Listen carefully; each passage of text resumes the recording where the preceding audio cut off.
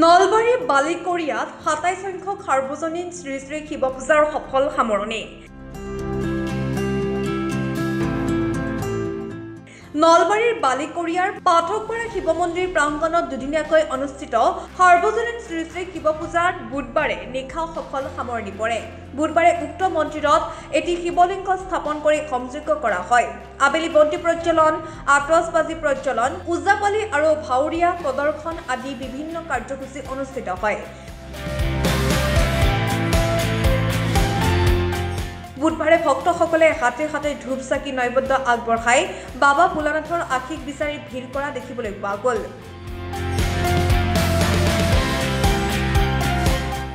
মঙলবাৰে পুৱা পতাকা উত্তোলনেৰে কাৰ্যসূচী আৰম্ভ কৰা উক্ত শিৱ পূজাত শ্বহীদ তৰ্পণ, স্মৃতি তৰ্পণ, পূজা অৰ্চনা, ধূনি প্ৰজ্বলন, বন্তি প্ৰজ্বলন, সম্বৰ্ধনা অনুষ্ঠান, নাগাৰা নাম প্ৰদৰ্শন আদি বিভিন্ন কাৰ্যসূচী অনুষ্ঠিত হয়। বুধবাৰে নিশা সমূহীয়া ভোগ বিতৰণেৰে শিৱ পূজাখনৰ সফল সামৰণি পৰে।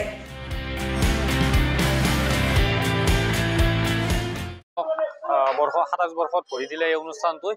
আমাৰ প্ৰথম দিনৰ কাৰ্যসূচী আছিল সভাপতিৰ পতাকা উত্তোলনেৰে আমি অনুষ্ঠানটো আৰম্ভ কৰিছিলোঁ আৰু প্ৰথম দিনৰ আমাৰ শেষ কাৰ্যসূচী হিচাপে আছিল বলোৰাম ডেকাৰ দ্বাৰা নাগাৰা নাম প্ৰদৰ্শন আৰু আমাৰ এই দ্বিতীয় দিনৰ কাৰ্যসূচীৰ অন্তিম পূজা ইতিমধ্যে চলি আছে। লগতে আমাৰ ভাৱৰীয়া অনুষ্ঠানটো চলি আছে আৰু এইবাৰ আমাৰ বহু সংখ্যক আমাৰ এই অঞ্চলৰ ভক্তৰ আগমন ঘটিছিল আৰু আমি আপোনালোকৰ চেনেলৰ জৰিয়তে আমি সমূহ অসমবাসী তথা ভাৰতবৰ্ষীয় ৰাইজক জনাব বিচাৰিছোঁ যে ভগৱানে যাতে ভোলানাথে যাতে আমাৰ সমাজৰ পৰা অমায়সা দূৰ কৰক আৰু সকলোৰে জীৱনলৈ সুখ শান্তি কঢ়িয়াই আনক আৰু লগতে আপোনালোক কৃতজ্ঞতা জ্ঞাপন কৰিছে যে আপোনালোকে এই চেনেলৰ জৰিয়তে আমাৰ এই অনুষ্ঠানটো প্ৰচাৰ কৰিলে। তাৰ বাবে প্ৰতি হাজাৰৰ ওচৰা ওচৰি ভক্ত আহিছে। ৰাতিৰ পৰা লানি নিচিগা ভক্তৰ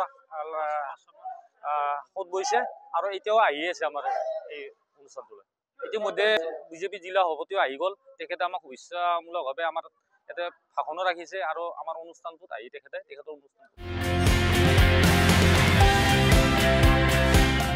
কেগুৰ পৰা লিখন ঠাকুৰীয়া ৰিপৰ্ট, ৰিপাব্লিক ইনি।